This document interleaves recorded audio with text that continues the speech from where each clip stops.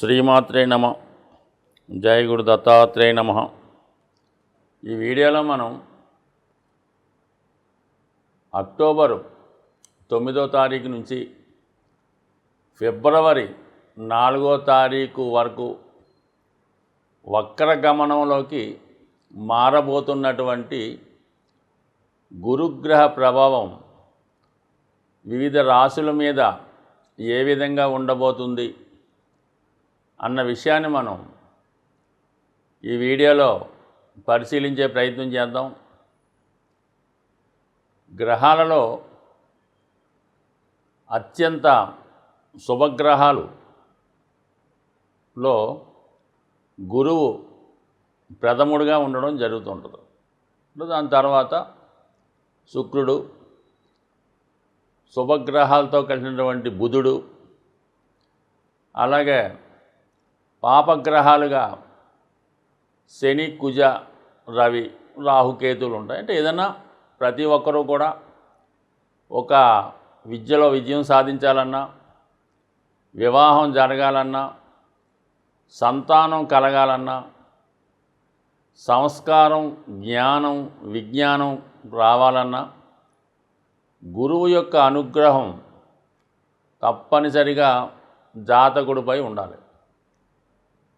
మరి జాతకుడు జన్మించినప్పుడు అతని జాతకంలో గురువు ఎంత బలంగా ఉంటే అతడు జీవితంలో అన్నీ కూడా, అంటే విద్య సకాలంలో పూర్తవడం, సకాలంలో వివాహం జరగడం, సంతానం కలగడం, జీవితంలో స్థిరపడడం, ఇవన్నీ కూడా ఒక పర్ఫెక్ట్ షెడ్యూల్ ప్రకారం జరుగుతుంటాయి.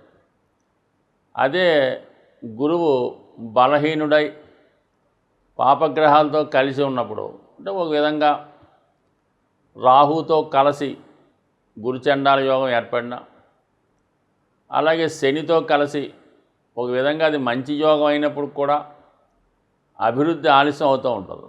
సో ఈ విధంగా కంపల్సరీగా ప్రతి ఒక్కరి జన్మజాతకంలో గురువు బలంగా ఉండాలి. గురువే జీవకారకుడు.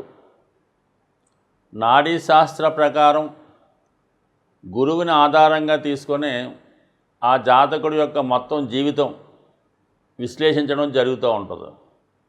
అంటే మొత్తం గురువు ఒక రాశి నుంచి ఒక రాశిలోకి మారడానికి సంవత్సరకాలం, మొత్తం 12 రాశులు మారడానికి 12 సంవత్సరాలు పడుతుంది. ఈ విధంగా క్యాలిక్యులేట్ చేస్తూ మరి నాడీ శాస్త్ర ప్రకారం మరి జాతకుడికి ఎప్పుడు పెళ్లి జరుగుతుంది, ఎప్పుడు ఉద్యోగం వస్తుంది, ఎప్పుడు అనారోగ్యం కలుగుతుంది, ఎప్పుడు సంతానం కలుగుతుంది, ఇవన్నీ కూడా సులభంగా తెలుసుకోవచ్చు గురువు యొక్క గమనం ఆధారంగా నాడీ శాస్త్ర ప్రకారం. మరి అటువంటి గురువు సాధారణంగా సంవత్సరంలో ప్రతి సంవత్సరం కూడా జరుగుతుంటుంది. ఇప్పుడు ఈ సంవత్సరం ప్రత్యేకంగా కొత్తగా కాదు. ప్రతి సంవత్సరం 4 నెలలు సుమారు అటు ఇటుగా రవి యొక్క గమనాన్ని అనుసరించి, అంటే సూర్యుడికి గురువుకి మధ్యన ఉన్నటువంటి డిస్టెన్స్ ఆధారంగా గురువు వక్రగమనం పొందడం జరుగుతూ ఉంటుంది. అంటే కొద్దిగా ఆ వేగంలో మార్పు రావడం, కొద్దిగా అటు ఇటు టెక్నికల్గా మార్పులు వస్తాయి. దానికన్నా ముందు టెక్నికల్గా అందరూ అనుకున్నది ఏంటంటే గురువు వక్రించి ఉన్నాడు. శుభగ్రహాలైనటువంటి ఏది గ్రహమైనా వక్రించినప్పుడు తన యొక్క బలాన్ని విపరీతంగా పెంచుకోవడం జరుగుతూ ఉంటుంది. గురుగ్రహం యొక్క వక్రగమనం ధనుస్సు రాశి వారికి బాగా అనుకూలిస్తుందన్నమాట. ఎందుకంటే ధనుస్సు రాశికి గురువు రాశ్యాధిపతి. అంటే సాధారణంగా జన్మజాతకంలో గురువు యొక్క బలాన్ని బట్టి జాతకుడి యొక్క అభివృద్ధి ఆధారపడి ఉంటుంది. సాధారణంగా ధనుసు రాశి సహజ భాగ్యరాశి అవ్వటం వల్ల, గురువు కూడా ఒక విధంగా అదృష్టకరమైన గ్రహం అవ్వటం వల్ల, గురువు వల్ల మంచి సంస్కారం, అలాగే సాంప్రదాయాలు, దైవభక్తి, ఆధ్యాత్మిక చింతన జాతకుడికి కలుగుతూ ఉంటాయి. మరి అటువంటి గురువు ప్రస్తుతం 6వ స్థానంలో సంచరిస్తూ మరి ప్రస్తుతం వక్రగమనం పొందడం వల్ల అంటే శుభగ్రహాలు వక్రించినప్పుడు తమ యొక్క బలాన్ని విశేషంగా పెంచుకుంటాయన్నది శాస్త్రవచనం. ఆ కారణం వల్ల ధనుసు రాశి వారికి గతంలో కన్నా ఎక్కువ విజయ అవకాశాలు లభించే అవకాశం ఉంటుంది. మరి ముఖ్యంగా 6లో ఉన్నటువంటి గురువు 2, 6, 10 అనే ధర్మ త్రికోణం మీద తన ప్రభావాన్ని చూపుతూ ఉంటాడు. అంటే కుటుంబ సంపద, ఆర్థిక విషయాలు, శత్రువులపై విజయం, మంచి ఆరోగ్యాన్ని సంపాదించడం, అలాగే వృత్తిలో తన పోటీదారులపై ఎక్కువ పట్టు సాధించడం లాంటిది 6వ స్థానం అన్నది విజయస్థానం కాబట్టి చెప్తూ ఉంటుంది. అయితే ఖచ్చితంగా మాత్రం కొంత జాతకుడు ఏదో ఒక అనారోగ్యానికి గురి అయ్యే అవకాశం ఉంటుంది కాబట్టి ఈ విషయంలో జాగ్రత్త పడాలి. ప్రస్తుతం మరి ఈ గురువు వక్రగమనం పొందడం వల్ల అంటే దానివల్ల ఏంటంటే తన వెనకన్న రాశి మీద కూడా తన ప్రభావం చూపుతాడు. అంటే మనకి మేషరాశిలోకి రావడం వల్ల మరి ధనుసు రాశి వారికి 5వ స్థానం అవుతుంది. అలాగే 1, 9 స్థానాలు కూడా యాక్టివేట్ అవ్వడం జరుగుతుంది. అంటే ధర్మ త్రికోణాన్ని యాక్టివేట్ చేస్తాడు. ఇప్పుడు ధర్మ అర్ధ 2 యాక్టివేట్ అవ్వడం వల్ల జాతకుడు పుణ్య కార్యక్రమాల ద్వారా సంపాదించినటువంటి ధనం, నిజాయితీగా ధనం సంపాదించడం, వృత్తిలో మంచి గౌరవం లభించడం జరుగుతూ ఉంటుంది.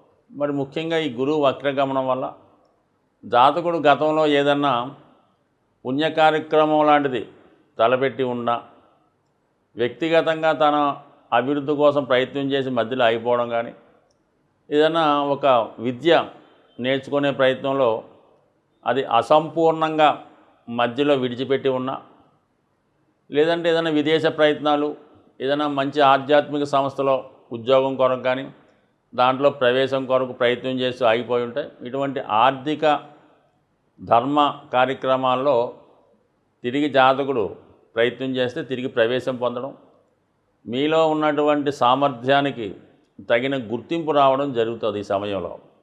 అయితే మీ యొక్క ప్రతిభను ఆధారంగా చేసుకొని చాలామంది శిష్యులు లేదంటే ఫాలోవర్సు మిమ్మల్ని అనుసరిస్తూ ఉంటారు. వారు కూడా ఏదో విధంగా మీ యొక్క విద్వత్తుని, మీలో ఉన్నటువంటి ప్రతిభని ఇంకా ఎక్కువ చేసేలా ప్రచారం చేస్తూ ఉంటారు. అయితే మీ యొక్క అభివృద్ధికి కూడా వాళ్ళు కారణం అవుతుంటారు.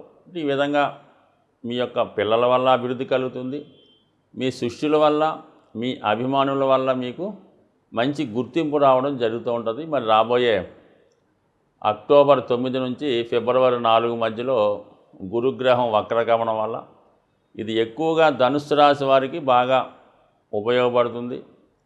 వాళ్ళు ముఖ్యంగా ఆధ్యాత్మిక సంబంధించిన వృత్తిలో ఉన్నవాళ్ళు, అంటే ఈ పౌరోహిత్యం చేస్తున్న వాళ్ళు, మొత్తం ఈ పూజలకు సంబంధించిన అన్ని కార్యక్రమాలు, ఉపాధ్యాయులు, న్యాయవాదులు, అలాగే మిగతా వాటిలో కూడా ఉంటారు కొంతమంది. ఈ మిగతా మతస్థులకు సంబంధించినటువంటి గురుస్థానంలో ఉన్న వాళ్ళకి కూడా ఇది వాళ్ళకి కూడా ఒక మంచి మార్గాన్ని చూపించే అవకాశం ఉంది. వాళ్ళలో ఉన్నటువంటి విశ్వాసానికి, భక్తిని ఇది తెలియచేసుకోవడానికి, నిరూపించుకోవడానికి మంచి సమయం కనబడుతుంది.